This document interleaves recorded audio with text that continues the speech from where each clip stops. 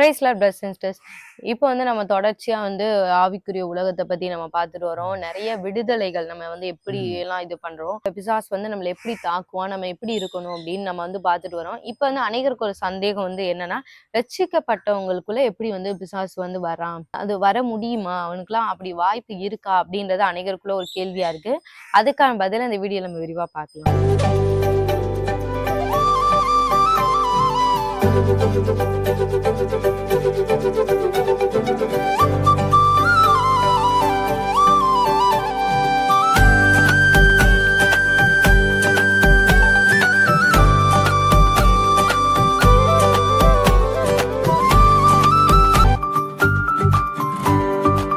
இப்ப வந்து பாத்தீங்க அப்படின்னா, ரட்சிக்கப்பட்டவங்களே 2 கேட்டகரி இருக்காங்க. ஒருத்தவங்க வந்து பெயருக்கு ஓகே ரட்சிக்கப்பட்டேன், இயேசு கிறிஸ்து அவர்தான் என் ரட்சகர், அது எனக்கு தெரியுமே அப்படின்பாங்க. ஞானஸ்நானம் எடுத்துட்டேனே நல்லா தெரியும். ஆனா மித்தபடி அனலா இருக்க மாட்டாங்க. ஃபயரா நம்ம வெளிப்படத்தில் நம்ம பாக்குற மாதிரி அனலும் இல்லாமல் குளிரும் இல்லாமல் இருந்தா நான் வாந்தி பண்ணி போடுவேன் அப்படின்னு அந்த வெதுவெதுப்பான ஸ்டேட்ல இருப்பாங்க. ஆமா. ஆனா பெயர் கிறிஸ்தவங்க தான் ஞானஸ்தானம் எடுத்துட்டீங்களான்னு கேட்டா எடுத்துட்டேன். ஆண்டவரை விட்டு பின் வாங்க மாட்டாங்க.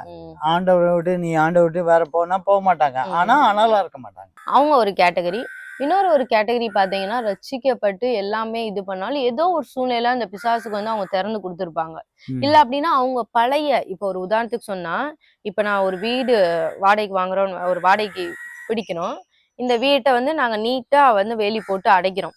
ஆனா அதாவது நீங்க நல்லா வந்து ப்ரொடெக்ஷன் குடிக்கிறீங்க. ஆனா ஆல்ரெடி உள்ள இருந்ததை வெளியே அனுப்பல. ஒரு 8 எலி உள்ள இருக்குன்னு வைங்களேன், கதவை மட்டும் பூட்டிட்டீங்க, உள்ளுக்குள்ள எலி இருக்கு, அதையும் வெளியே ஏத்தணும்ல. அதாவது 8க்கு மேல 9வது எலியா உள்ள வராதபடி பாதுகாத்தோமே தவிர, வீட்டுக்குள்ள இந்த 8 எலியும் பிடிச்சு அடிக்கல, வெளியேற்றல. இந்த மாதிரிதான் அவங்க ரட்சிக்கப்பட்டுட்டாங்க, வந்துட்டாங்க.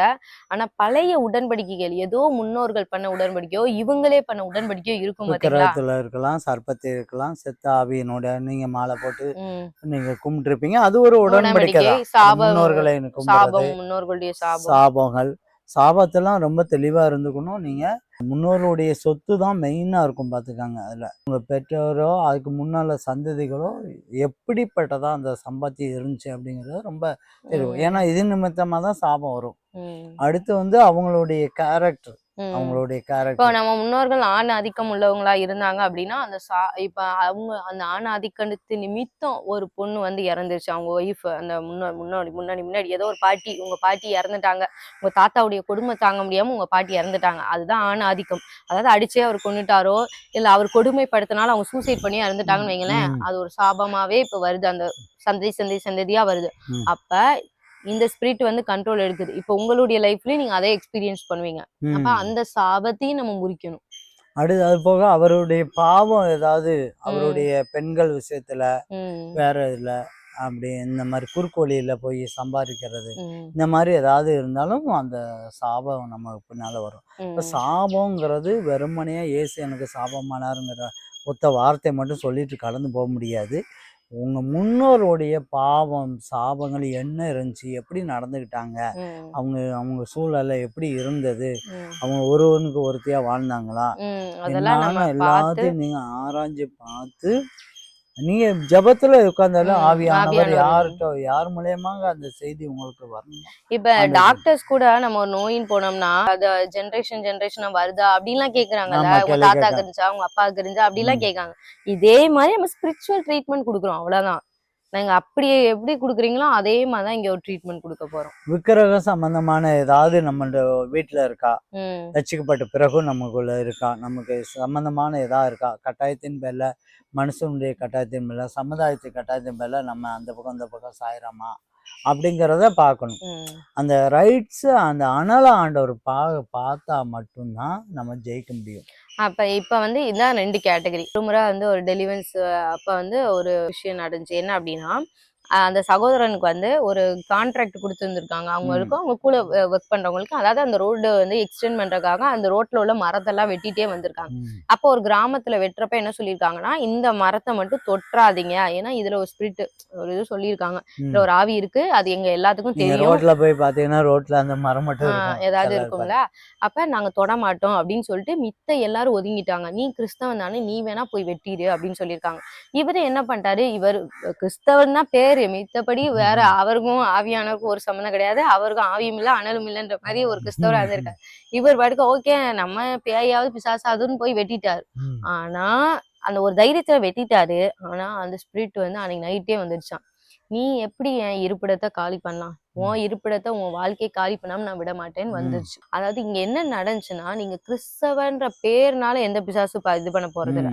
பவுல் தெரியும், இயேசுவ தெரியும், நீ யாருன்னு கேட்ட மாதிரி உங்களுக்குள்ள உள்ள அனலை பார்த்துதான் பிசாசு பயப்படுமே தவிர வெறும் நீ கிறிஸ்தவன் அப்படின்றனால அது பயப்பட போறது கிடையாது. இப்ப இவர் வந்து நல்லா ஒண்ணு ஜெபம் பண்ணிட்டு அந்த காரியத்தை ஆரம்பிச்சிருக்கலாம். ஆண்டவரே என்னையே நான் பாதுகாத்துக் கொள்றேன், இந்த மரத்து மேலே இயேசுவின் ரத்தத்தை நான் தெளிக்கிறேன் அப்படி நல்லா முறைப்படி ஆண்டவர் நல்லா ஜெபம் பண்ணிட்டு அதை செஞ்சுக்கணும். இவர் பாட்டு நான் கிறிஸ்தவங்கிற பேர்ல போய் நம்ம வெட்டணும் அப்படின்னு சொன்னா அதனுடைய பாதிப்பு இருக்கதான். கடைசியில அவர் பாதிக்கப்பட்டு அவங்க குடும்பத்திலயும் இப்ப இங்கதான் பெரிய பிரச்சனை வருது. சரி ஒரு 4 பேர் இருக்கிறதுல அந்த மனைவியாவது நல்லா ஸ்பிரிச்சுவலா ஜெபிக்கிறவங்களா, அதான் அந்த பிசாசால அங்க அதுக்கு மேல இருக்க முடியாது. சரி யாராவது ஒரு ஆளு நல்லா ஜெபிக்கிறவங்களா அவங்க மனைவியா சொல்றேன் எங்க கணவர் போற இடத்துல பாதுகாக்கணும் அப்படின்னாது இருந்திருக்கும். யார் வாழ்க்கையிலும் ஜெபமே இல்ல, ஈஸியா பிசாசு வந்துருச்சு.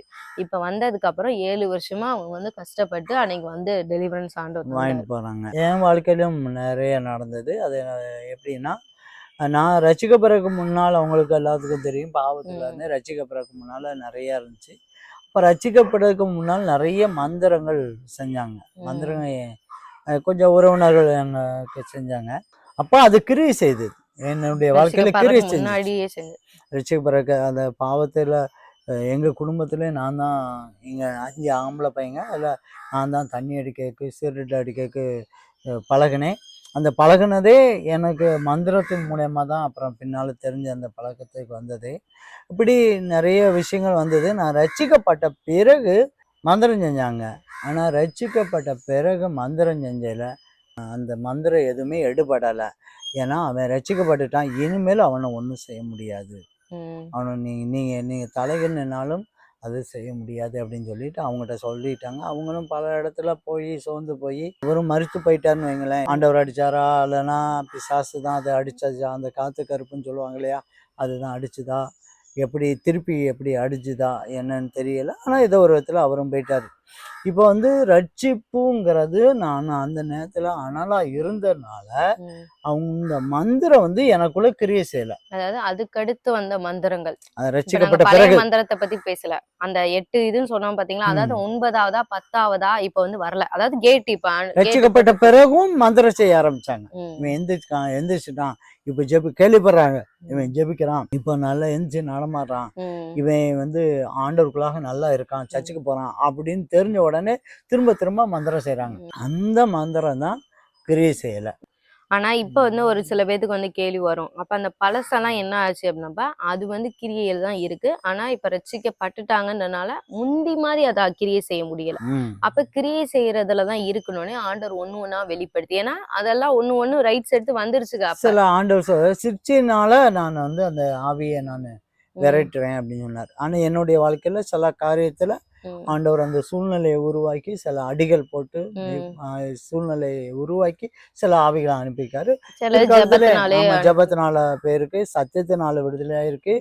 இப்போ நாங்க டெலிவரன்ஸ் வந்த பிறகும் கூட சில இதை ஆண்டவர் எங்களுக்கு வெளிப்படுத்தி கொடுத்து அந்த மந்திரத்தின் ஆவியை இருந்து நாங்க வெளியே எடுத்தோம். உதாரணம் சொன்னா நம்ம இதான் சொல்ல முடியும். ஒரு 8 எலி உள்ள ஓடிக்கிட்டே இருக்குன்னு வைங்களேன், ஒண்ணா பிடிச்சு வெளியேற்றுற மாதிரிதான் நம்மளுடைய லைஃபை விட்டு ஒண்ணா. ஒரு சில இது புகை போட்டாலே செத்து போயிருங்க மயங்கி, ஒரு சில இதை நம்ம வம்படியா அடிச்சுதான் அதை கொல்லணும், ஒரு சில இது ஒளிஞ்சே இருக்கும், எங்க உட்காந்து அந்த ஏதாவது அரிசி மூட்டை எங்கேயாவது தின்னுட்டு இருக்கானே நமக்கே தெரியாத மாதிரி எங்கேயாவது ஒளிஞ்சு உட்கார்ந்து இருக்கும் நம்ம லைஃப்ல. அந்த மாதிரிதான், அதே மாதிரிதான் நம்ம லைஃப்ல இப்படி ஒண்ணு இருக்குன்னே தெரியாத அளவுக்கு ரொம்ப காலம் இருக்கும்.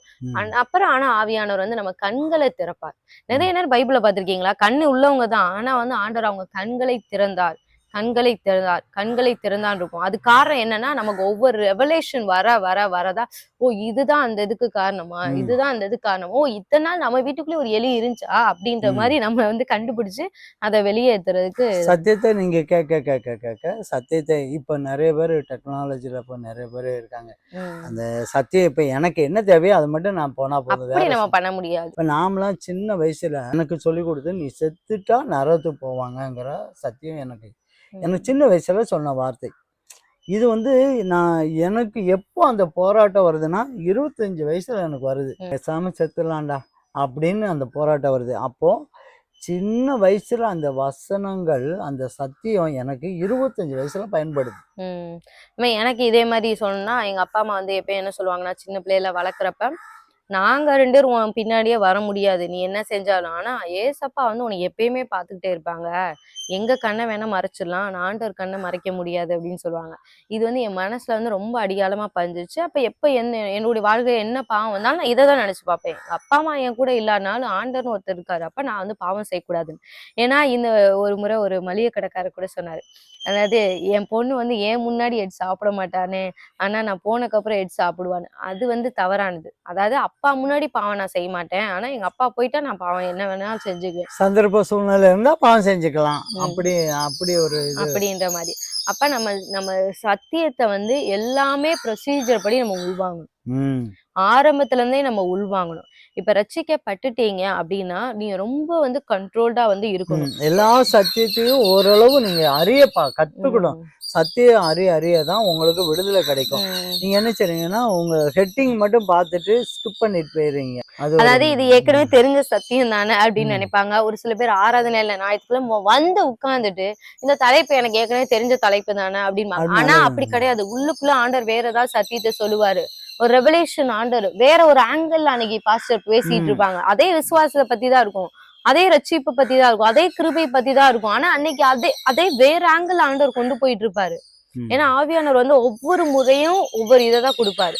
இதனால நீங்க வந்து அதாவது உள்ளுக்குற இருக்கிறதான அந்த 8 எலிய வெளியே அனுப்பணும்னு சொன்னா, இது நிமித்தமா சத்தியத்தின் மூலியமா ஒரு 2 எலி 3 எலி இருக்கும். உண்மையா சொல்லப்போனா, இப்ப நாங்க டெலிவரன்ஸ் ஊழியம் பண்றப்ப கூட எங்க வீட்ல இருந்து நாங்க சில ஸ்பிரிட்ட நாங்க வெளியேத்தியிருக்கோம்.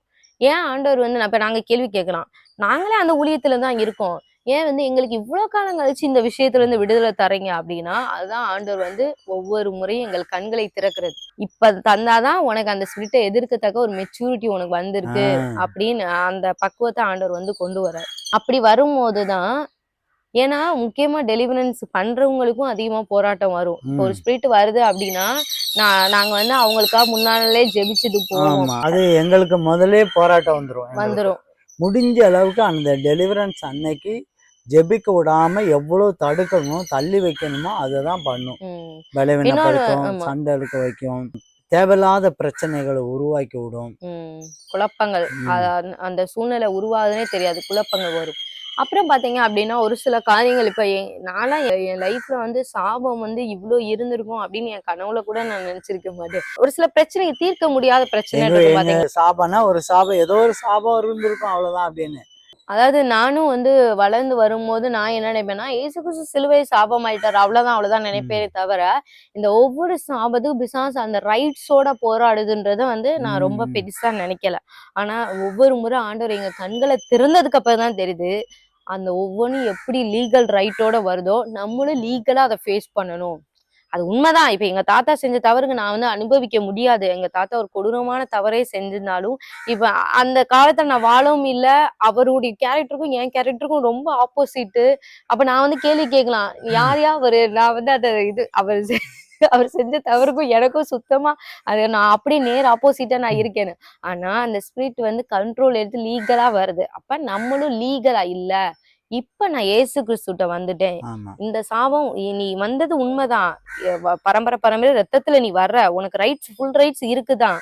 ஆனா இயேசு கிறிஸ்துவ நான் ஏத்துக்கிட்டேன். இதுமே எனக்கு இது தேவையில்ல அப்படின்னு சொல்லி நம்ம அத அந்த நாவினால் அறிக்கையிட்டு, அதுக்கு தினம் தினம் தினம் அந்த நாவினால் அறிக்கையிட்டு ஆண்டவர் கையில ஒப்படைச்சு. ஒரு சில பேர் நானுமே நினைச்சிருக்கேன். அதாவது எங்க முன்னோர்களுடைய சொத்து வந்து கிடைச்சுமே எங்களுக்கு சரியா வந்து அது கையில நிக்காம போயிருச்சுதான். ம். சரி நமக்கெல்லாம் வந்து ஒரு முன்னோர் சொத்துன்னே நமக்கு இல்லையே அப்படின்னு சொல்லிட்டு நானும் எவ்வளவு நாள் ஃபீல் பண்ணியிருக்கேன். ஆனா அந்த சில நேரம் ஆண்டவர் அதை காமிக்கும் போது உனக்கு கிடைக்காததே அந்த நல்லதான். ஏன்னா அது வந்து ப்ராப்பரா வரல. அது ஒரு சாபத்தினால வந்த சொத்து அப்படின்றத ஆண்டவர் வந்து காமிச்சாரு. ஏன்னா ம். அந்த சொத்து கையில வந்தா இது கூட சாபத்தின் மேல் சாபமா தான் சாபத்தின் மேல இருக்கும். சாபமா கூடுதலான ஒரு இதா இருக்கும். ம். அதனால அந்த சொத்துக்காக நீங்க பிரயாசப்பட்டு அடிபிடி போட்டுட்டு இருந்தீங்கன்னா, நம்ம முன்னோர்கள் அத லீகலா சம்பாதிச்சாங்களா? ம். இல்ல ஏதாவது ஃப்ராடுத்தனம் பண்ணி அத சம்பாதிச்சாங்களா? அப்படின்றத நீங்க வந்து பண்ணி ம். பாருங்க. அடுத்தவங்கட்ட அபகரிக்கப்பட்டதா? அடுத்தவங்க அழுகையினால வந்த சொத்தா? ம். அந்த மாரிலாம் நம்ம லீகலா தான் இது பண்ணணும். ஏன்னா நம்முடைய ஆண்டவர் வந்து நீதியுள்ள நியாயாதிபதி, பாரபட்சம் பார்க்காத தேவன், பட்சபாதம் இல்லாத தேவன், ம். எல்லாவற்றையும் அறிந்த தேவன். ஸ்பிரிச்சுவல் வேர்ல்டே வந்து ரூல்ஸ்ல தான் வந்து எல்லாமே போகும். கண்டிப்பா. அதனால அது வந்து கேர்ஃபுல்லா இருங்க. இப்போ ஒரு அளவுக்கு வந்து ஒரு அண்டர்ஸ்டாண்டிங் வந்திருக்கும் அப்படின்னு நாங்க விசுவாசிக்கிறோம். ஏன்னா நம்ம ரட்சிக்கப்படுறதோ இதோ வந்து மேட்டர் கிடையாது. பிசாசுக்கு வந்து அந்த இடத்துல நம்ம ஆவியில அனலா இருக்கிறோமா அப்படின்றதுதான் அதுதான் மேட்டர். ரொம்ப முக்கியமானது. நம்ம ஆண்டவரோடு கூடதான ஒரு அக்கினியில இருக்கோமா? அவருடைய ம் இரத்தத்தின் அக்கினியில நம்ம இருக்கோமா எப்பவுமே? ம் அதுதான் அது பார்க்கும். அந்த அக்கினி அளவு குறைய குறைய குறைய அதனுடைய அளவு அ ஆளுகை வந்து நமக்கு அதிகமா இருக்கும். ம் அதுதான் மெயினானது. அத நம்ம புரிஞ்சுக்கிட்டோம்னு வைங்களேன், நம்ம ஆண்டவருடைய அக்கினியினுடைய அளவ கூட்டிக்கிட்டே இருக்கலாம். ஜெபத்துல தான் நம்ம வந்து அக்கினியுடைய அனல வந்து கூட்ட முடியும். இப்ப நீங்க பார்க்கும்போதே பிசாசு வந்து உங்களுக்கு அக்கினியா தான் தெரியணும். தெரியும்போது அதுக்கு வந்து தெரியும். ஐய்யய்யோ! இவங்கட்டலாம் நம்ம போராட முடியாது அப்படின்னு சொல்லிட்டு, அப்ப ஜெபிக்க ஜெபிக்க ஜெபிக்க உங்களுக்கு வந்து அக்கினி இருக்கும். அந்த அக்கினி வேதத்த தியானிக்கும்போதும் ஆமா, அக்கினி வரும். ஆமா. தியானிக்கேல் அனல் மூண்டதுன்னு இருக்குல்ல. அப்ப தியானிக்கும்போது தான் அக்கினி வரும். ஆனா இந்த அக்கினி வந்து அதுக்காக நான் இன்னைக்கு ஜெபிச்சுட்டேன். இன்னும் 1 வருஷம் நான் ஜெபிக்கவே மாட்டேன் ம், அப்படின்னு ம், இருந்துறாதீங்க. இந்த அக்கினியும் குறைய தான் செய்யும். ஏன்னா பிசாசு வந்து அப்படியும் பண்ணுவான். ஸ்பிரிச்சுவலா வந்து ம், மசால் டக்குன்னு தண்ணி ஊத்தி விட்டுருவான். ம். அந்த ஆமா, மாரி ஆமா, அக்கினி வந்து ஆமா, ஆமா. அவிஞ்சு போயிருதும். எங்களுக்கே சில நேரம் சில ஆவி ரொம்ப பெரிய பெரிய ஆவியெல்லாம் ஈஸியா போயிரும்.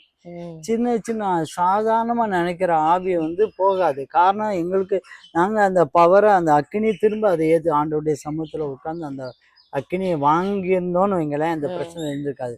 நாங்க கொஞ்சம் அசால்ட்டா, ம். சரி இது சிம்பிளா தானே இருக்கும் அப்படின்னு ம். நெனச்சு போனோம்னு வைங்களேன், அன்னைக்கு நம்ம ரொம்ப ரிஸ்கா இருக்கும். ரொம்ப ரிஸ்க்கான காரியமா இருக்கும். அதனால அக்கினிய மட்டும் குறைய விட்டுறாதீங்க. ம்.